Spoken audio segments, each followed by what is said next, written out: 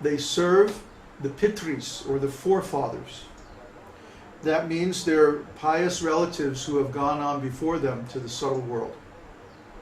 And when the results of their pious activities are exhausted, then they fall back again to the earth. And we'll talk in a little bit about how that happens exactly. The next class of people, when they leave their body, they go on the path of the sun. Now, who is this? These are people who have some degree of self-realization. At least they have realized that they are a spirit soul. And at best, they have realized Paramatma. So they're real yogis. They're neophyte devotees. Oops. They have actually performed some process of self-realization and got the result. When they leave their bodies, they generally leave during the day. And when they do, they go to the light. And from the light, they go to the fortnight of the bright moon, the Shukla Paksha, when the moon is waxing. They go to that side of the sky. And then they go to the 6 months when the sun is traveling in the north, the Uttarayana. And then from there they go to the sun planet. And then from the sun they go to the moon planet. And in the moon planet, instead of serving the pitris, or forefathers, they serve the devas, or the demigods themselves. The devas are very elevated devotees, and they're given very responsible positions and empowered by the Supreme Personality of Godhead for those particular functions in universal administration. So the pious soul who has realized something of self-realization, they go and they associate with the demigods. And then again, when the results of their pious activities are finished, they come back to the earth planet to again take birth and try to attain complete self-realization. And then there are those who commit impious activities. And when, that's from the refrigerator. And those people, instead of going on the path of the moon or the path of the sun, they go directly to the planet of Yamaraj. Do not pass go, do not collect $200. The Yamadutas come and they take them away to Yamaraj, who judges them for their sinful activities and then sends them to some hellish planet for suffering, punishment, like that.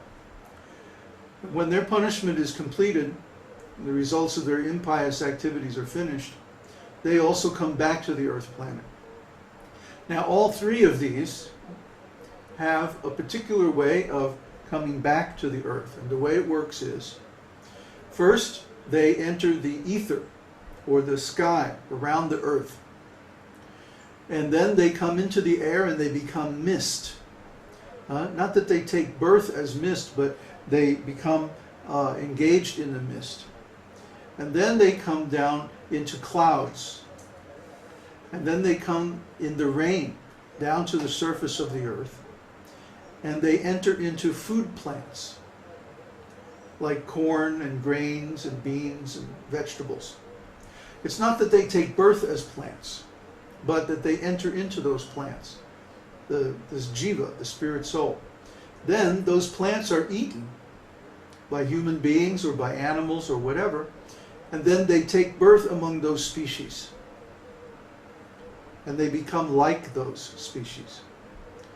So some of the spirit souls who enter into the plants, they take birth as insects and animals that eat those plants. And some are eaten by human beings and they take birth in different kinds of families. And according to their background, they take birth in a suitable family or in a suitable species to advance their consciousness to the next level. So there are the three kinds of people.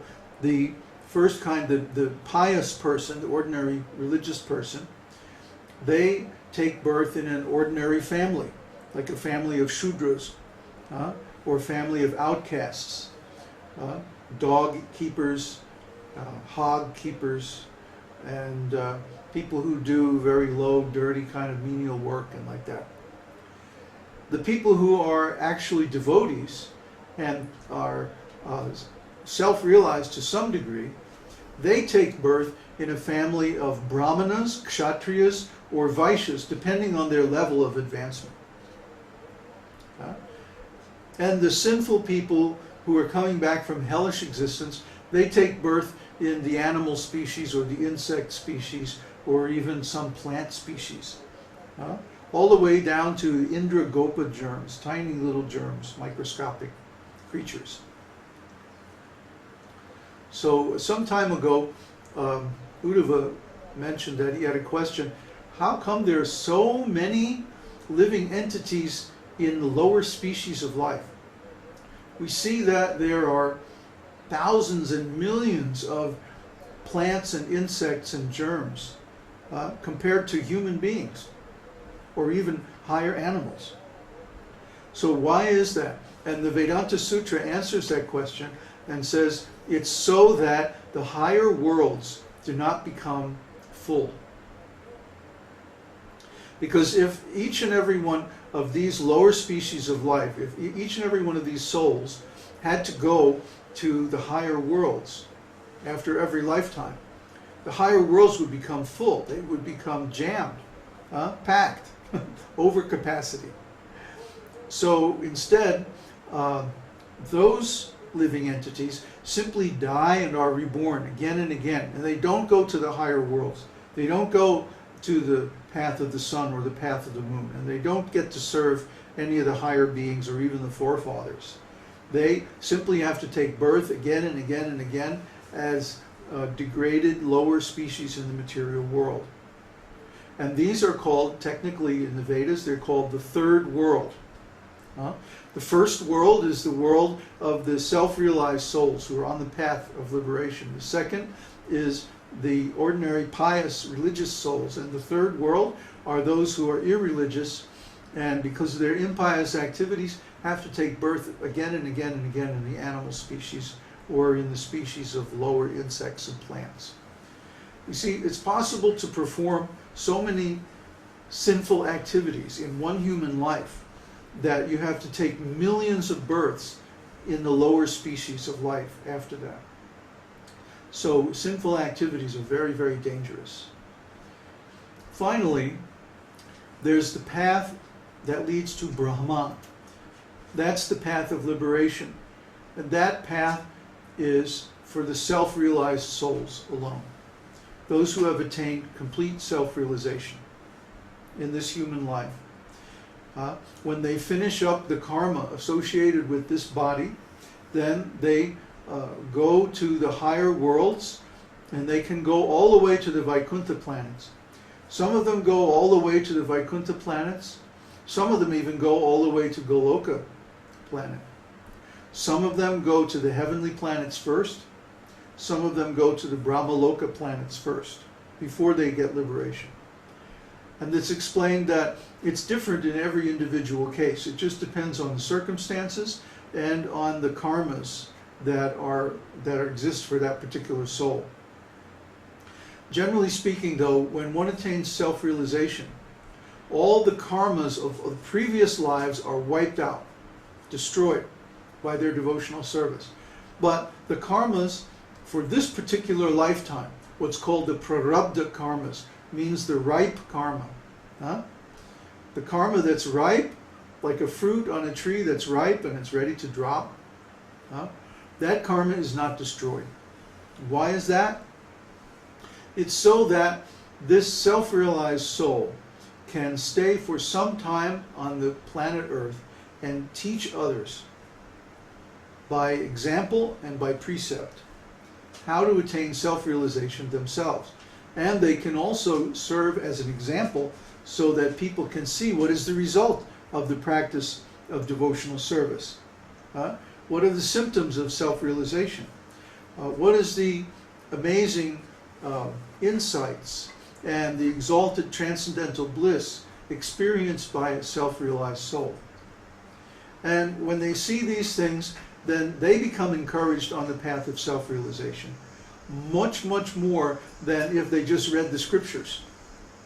The scriptures are there as a guide and as a standard, so that we know the path, we know the philosophy, we understand the process of devotional service.